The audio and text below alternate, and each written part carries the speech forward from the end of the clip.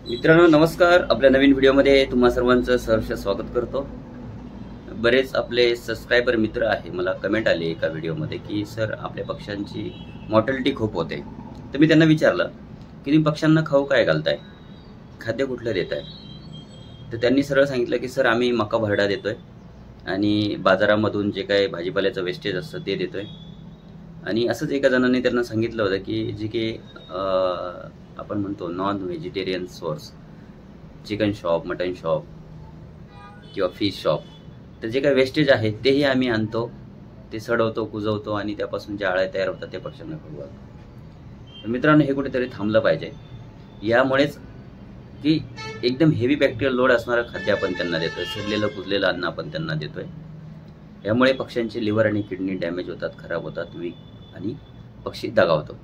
यामुळे काय होतंय, पक्षी जे काही खातोय ते वजनामध्ये युटिलायझेशन करता येत नाही, चयापचय क्रिया प्रॉपर होत नाही. का तर त्याचं मुळातच लिव्हर खराब आहे. पक्ष्याचं लिव्हर जेवढा तुम्ही चांगलं ठेवाल, जेवढा लिव्हर टॉनिकवरती भर द्याल, जेवढं चांगलं फीड त्यांना तुम्ही खाऊ घालाल, तेवढा पक्षी परफॉर्मन्स देईल. पक्षी अंडी उत्पादन चांगला देईल. पक्षी वजन वाढीसाठी जर ठेवत असाल तुम्ही कमर्शियली कटिंगसाठी, तर पक्षाचं वजन पण आपल्याला चांगलं. हरकत नाही आहे, काही प्रमाणामध्ये फीडची कॉस्ट आपण कमी करतो, बरेच जण करतात. परंतु त्याचबरोबर तुम्हाला असे काही सप्लिमेंट्स द्यावं लागेल की जेणेकरून पक्षाची किडनी लिव्हर सारखे पार्ट डॅमेज होणार नाही आणि पक्षाची मृत्यू होऊन आपलं आर्थिक नुकसान होणार नाही. तर मार्केटमध्ये तुम्हाला कार्निफोर्सिल नावाचा प्रोडक्ट इझिली मिळून जाईल, है ना. तर 1 लिटरमध्ये 5 लिटरमध्ये पॅकिंग आहे. कार्निफोर्सिल हे जे आहे, कार्निफोर्सिल लिव्हर किडनी डिटॉक्सिफायर आहे. तर दुसऱ्या आठवड्याच्या पुढील पक्षी असेल तर 150 मिली 1000 पक्ष्यांना किंवा 15 ते 20 मिली 100 पक्ष्यांना, अशा प्रमाणामध्ये तुम्ही ड्रिंकर डोस म्हणजे साधारण महिन्याभरात 5 दिवस तरी तुम्हाला देणंच देणे. असं जर कराल ना तुम्ही मित्रांनो, तुम्ही पक्ष्यांमध्ये इन्फेक्शन किडनी लिव्हरचं दिसणार नाही. आता बऱ्याच ठिकाणी हा प्रश्न उपस्थित होतो, तर घाबरून जायचं कारण नाही आहे. मेडिकेशनच्या संदर्भात तुम्हाला फोकस करावं लागेल, मेडिसिन द्यावं लागेल, फक्त खाद्य पाणी देऊन चालणार नाही. तर मित्रांनो व्हिडिओला जास्तीत जास्त आपल्या फार्मर मित्रांपर्यंत शेअर करा, जेणेकरून भविष्यामध्ये त्यांना कुक्कुटपालन संदर्भात कुठली अडचण आली तर बऱ्याचशा प्रश्नांवरती आपण व्हिडिओच्या माध्यमातून सोल्युशन देण्याचा प्रयत्न करू. कमेंटमध्ये सांगा की नेमकं तुमच्या पक्ष्यांना काय होतं आहे किंवा काय अडचणी येत आहेत, पक्षी मृत्यू होत आहे किंवा वॅक्सिन शेड्यूल आपल्याला माहीत नाही आहे, कुठल्या दिवशी कुठलं वॅक्सिन करणं गरजेचं आहे, पाणी जे देतोय, जे पाणी विहिरीचं असेल किंवा बोरचं असेल, जसं तसं पाणी दिलं तर चालेल का, आमचं पाणी खूप छान आहे, आम्ही घरी पण तेच पाणी पितो, पाहुणे रावळ्यांनाही तेच पाजतो. पण असं नाही मित्रांनो.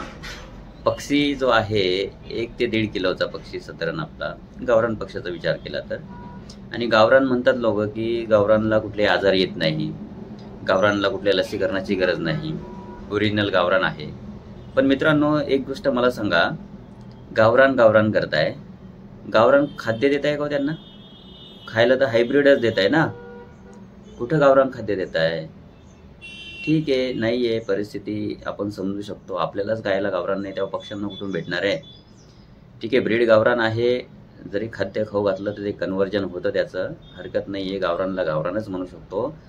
बट जे काही न्यूट्रिशनल व्हॅल्यू त्याला जायला पाहिजे तो जात नाही. बरेच जण बघताना मी जसं सांगितलं की खाद्य काय खाऊ घालताय, सडलेलं कुजलेलं, बऱ्याच वेळ उखाड्यावरती सोडतात, नॉन व्हेजिटेरियन सोर्स त्याला मिळतो, किड्या मुंग्या तो टिपतो, ठीक आहे खाऊ द्या, काही प्रॉब्लेम नाही. बट त्याच्याबरोबर मेडिसिन शेड्यूल, वॅक्सिन शेड्यूल, त्याचा डिसइन्फेक्टन, नियमित निर्जंतुकीकरणाच्या फवारण्या होणं गरजेचं आहे. याला कोणीच फॉलो करत नाही आणि मग मरतूक व्हायला लागते. मरतूक झाली की मग म्हणतात सर आमच्याकडे मरतूक चालू झाली. तर काळजी घ्या, छोट्या छोट्या गोष्टी आहेत, आपण स्टेप बाय स्टेप व्हिडिओच्या माध्यमातून तुमच्यापर्यंत येण्याचा प्रयत्न करू आणि तुम्ही त्या अवलंब करा तुमच्या दैनंदिन कामामध्ये, रुटीनमध्ये, तुमच्या व्यवसायामध्ये. नक्कीच याचा फायदा होईल. पर्पज हाच आहे, माझा उद्देश हाच आहे की आर्थिक नुकसान तुम्हा लोकांचं व्हायला नको. तर व्हिडिओ आवडल्यास लाईक करा, शेअर करा, व्हिडिओवर नवीन असाल तर सबस्क्राईब करायला विसरू नका. धन्यवाद.